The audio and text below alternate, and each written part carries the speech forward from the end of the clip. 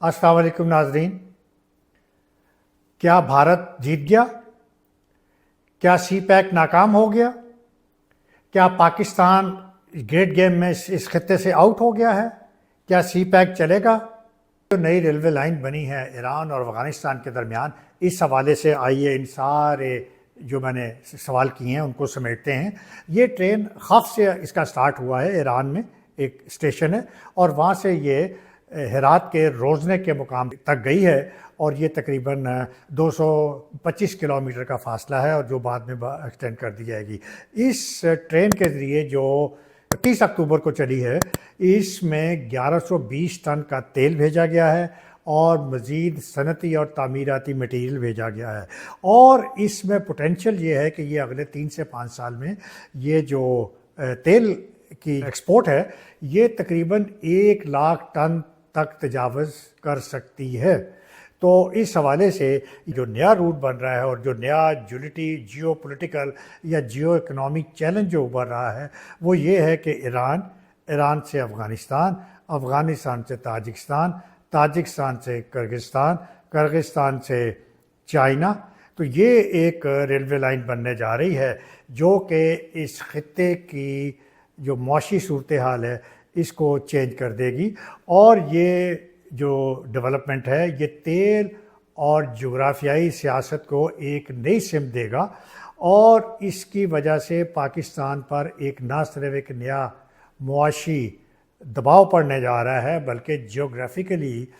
खत्ते के हिसाब से भी पाकिस्तान पे इसके सीरियस इम्प्लिकेशंस होने जा रही हैं। और ये यहाँ पे सवाल ये भी पैदा होता है कि क्या इस डेवलपमेंट के बाद पाकिस्तान की जो फॉरेन पॉलिसी है वो नाकाम हो गई है। देखिए, इससे पहले जो पाकिस्तान की कनेक्टिविटी थी अफ़गानिस्तान के साथ, कराची, तोरखम और काबुल की है। 50% जो ट्रेड है वो यकीनन इफ़ेक्ट हो जाएगी और ये पाकिस्तान को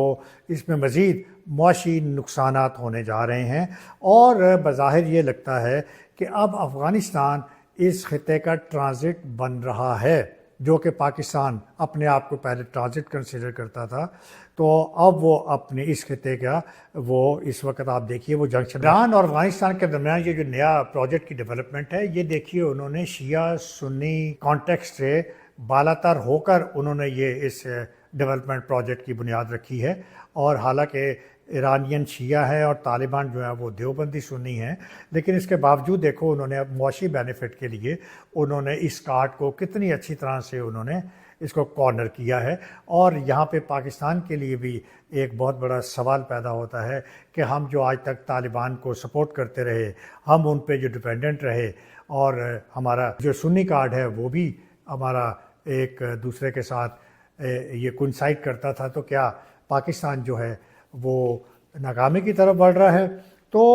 आइए देखते हैं कि ये सारी जो डेवलपमेंट है इस हवाले से पाकिस्तान पे इसका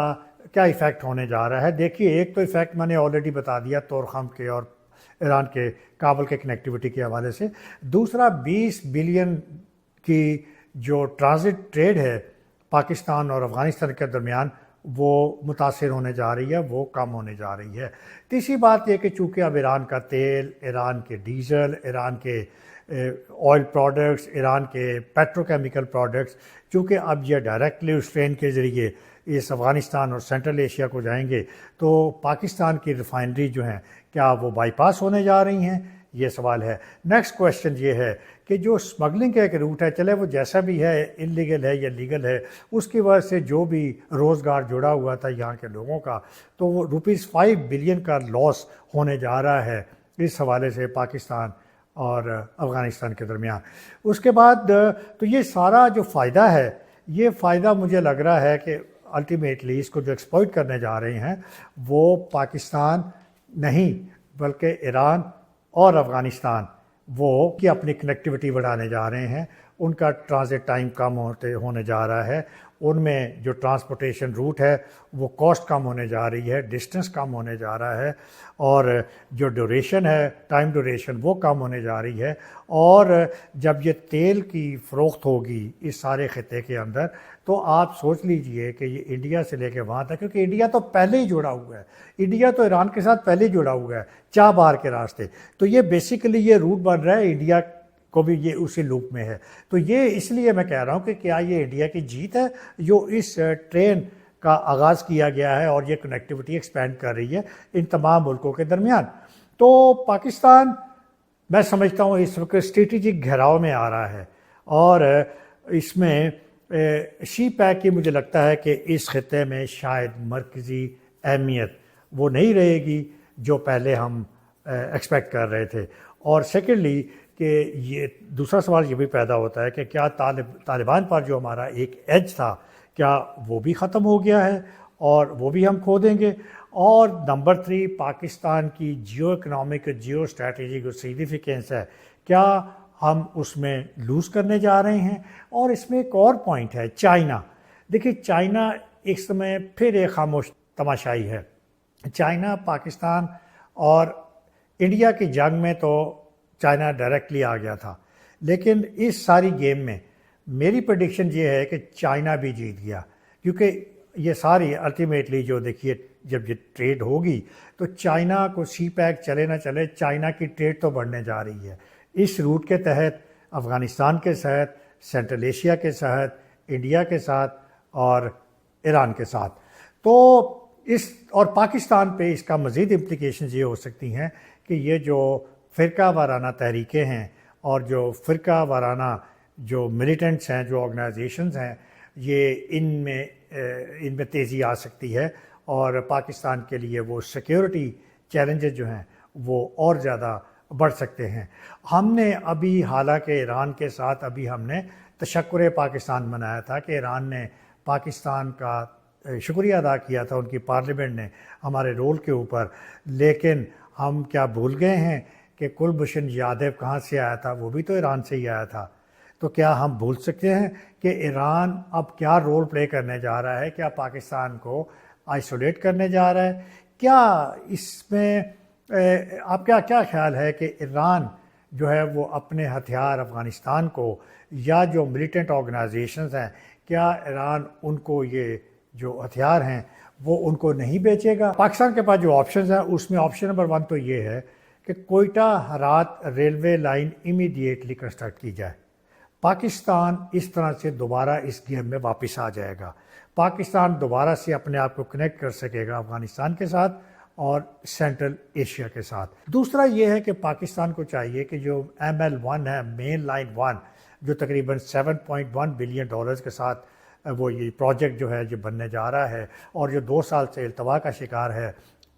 پشاور سے لے کے کراچی تک وہ کنیکٹ کرے گا، اپ گریڈیشن کرے گا ریلوے ٹریک کی۔ میرا خیال ہے کہ یہ ہائی ٹائم ہے کہ ML1 کو ٹاپ پریورٹی پہ اس کو کمپلیٹ کیا جائے۔ تیسرا امپورٹنٹ پوائنٹ یہ ہے کہ پاکستان جو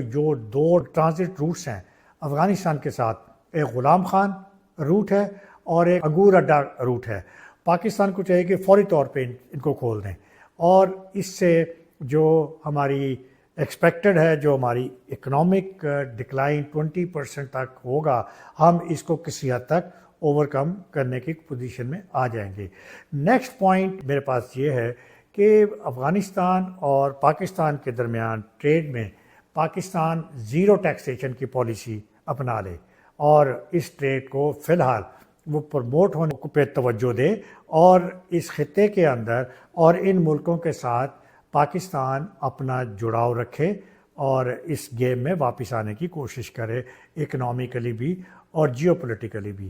اور اس کے بعد میرا ایک اور جو سجیشن ہے وہ یہ ہے کہ فوری طور پہ ایک ہائی ڈیلیگیشن میٹنگ ہونی چاہیے پاکستان کے درمیان، افغانستان کے درمیان اور چائنا کے درمیان، کہ یہ بھی اپنی کوئی نئی اسٹریٹجی لے کے آئیں اور اس جو ڈیولپمنٹ ہے، یہ جو ٹرین ریلوے سروس اور جو اس کے جو نیگیٹو ایفیکٹس ہونے جا رہے ہیں اس کو نیوٹرلائز کیا جا سکے، اور سی پیک کا جو فیز 2 ہے اس کو بڑے بھرپور طریقے کے ساتھ اس کو دوبارہ سے ری انویگوریٹ کیا جائے، اس کو دوبارہ سے اس کو سٹارٹ کیا جائے اور پاکستان واپس اس گیم میں آنے کی کوشش کرے۔ اجازت دیجیے، اللہ حافظ۔